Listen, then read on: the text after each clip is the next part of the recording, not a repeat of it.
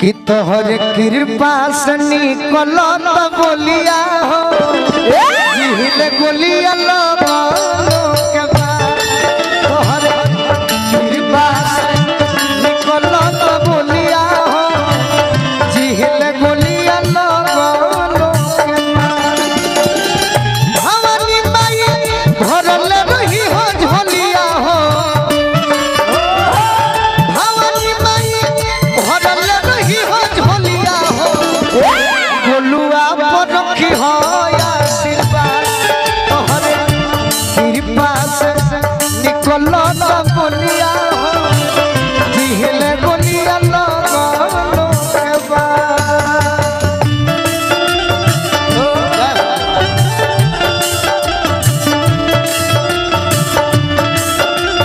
जय हो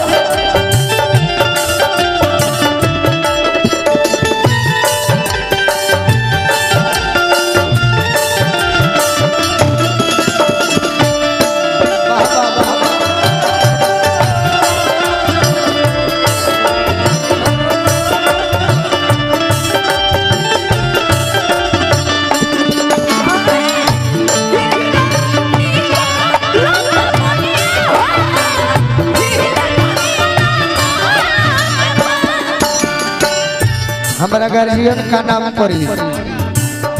नागा चाचा की ओर से बहुत बहुत आशीर्वाद।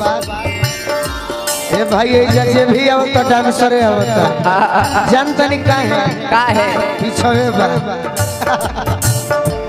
ओने देखो तनी तो बोर्ड बड़ा सुंदर लौकता। हाँ जी तो जे आई ए तरी माला ना पहनाई उ जब ले हिली ना अब ले मजा आई ना हमरा नागा चाचा आशीर्वाद देनी अब बड़ी सुंदर साउंड बा तनी नाम बता दे पप्पू पप्पू भैया के बड़ी सुंदर साउंड जय हो बाकी रोरा फोन से नहीं खींचे कि तोहरे कृपा से निकल बोलिया हो जिहिल बोलिया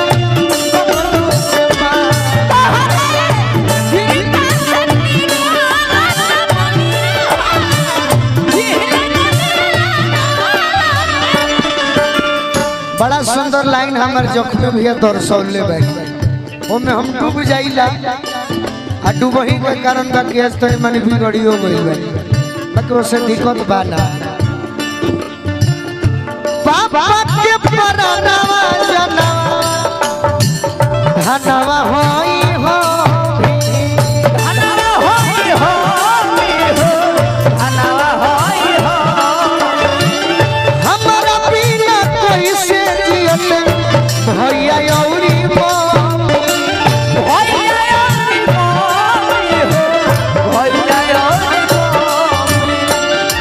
पापा के परनवा जनवा धनवा होई हम ही हाँ जी हमरा बिना कोई से जियते भैया औरी कि कोई से रहिते सब ये रवन के टोलिया हो ये कोई से रहिते सब ये रवन के टोलिया हो जिहिल गोलिया लगो तोहरा कृपा से निकल बोलिया हो जिहिल गोलिया लगो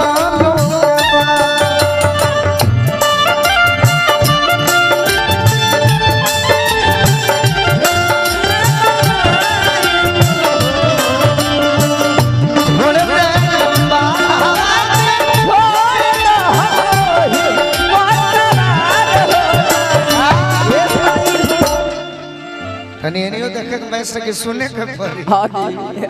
बाबा ढाबा के मालिक सुनील बाबा की ओर से हमारा गार्जियन हाँ नाम बताई बोली तनी जल्दी है मैं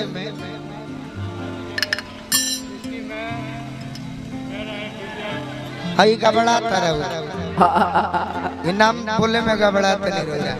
बाकी विजय भैया हमारा के आशीर्वाद दिले बनी गणवार से आहा अरे मोइया जी के भोगा मोइया जी के भोगा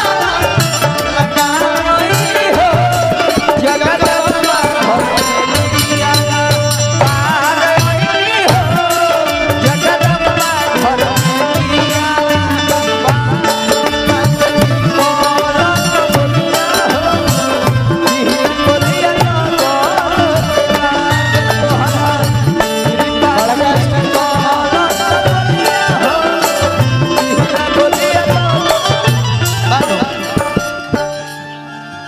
अगर समय कम लगे तो मंगा देवे के बा। हम कलाकार माई प्यार के भूखाई, प्यार के भूखाई हो, प्यार के भूखाई। कलाकार जो होते हैं वो प्यार के भूखाए होते हैं। हाँ जी। लड़ाई वगैरह कर ही के नहीं ना फिर भी बैर दुश्मनिया के हुसे करहु नया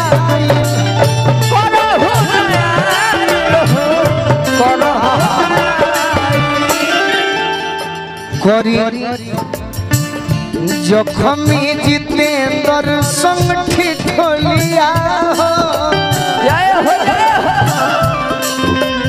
करी जखमी जितेंद्र संग ठिठोलिया। एक लाइन और बड़ी सुंदर कि महिमा से तोहरे नया। गीत हम गौती ना जखमी भैया बाकी सुतोष जी के धन्यवाद बा कि स्वागत में याद आ गई है। हम बादों में स्वागत करा देती बाकी सोचनी कि ना यही गीत से परिचय दो कि महिमा से तोहरे नया जिंदगी भेटाई देवता रूपी जनता के दुआ में आई कि गनवा गाई बैठी अरे खाटिया खटोलिया हो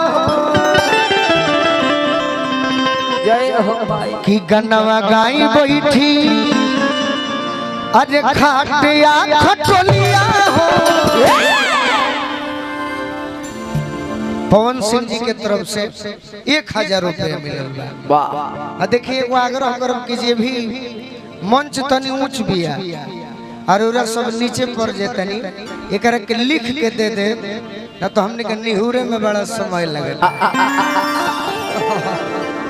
एकरा के लिख के दे दे पैसा के संगे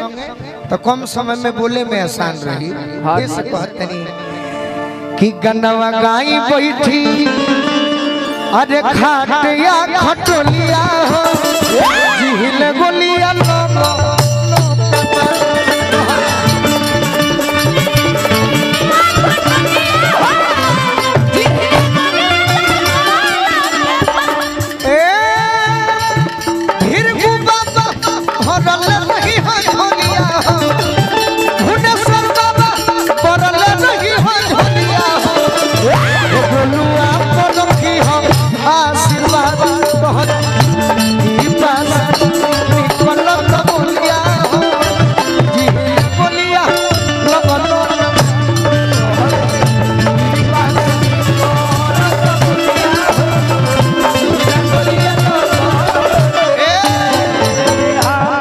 गाना निमन लागो तो तनी तलियो में जाके आशीर्वाद दे देव सब।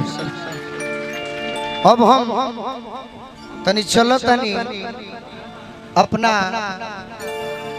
बाबा देखी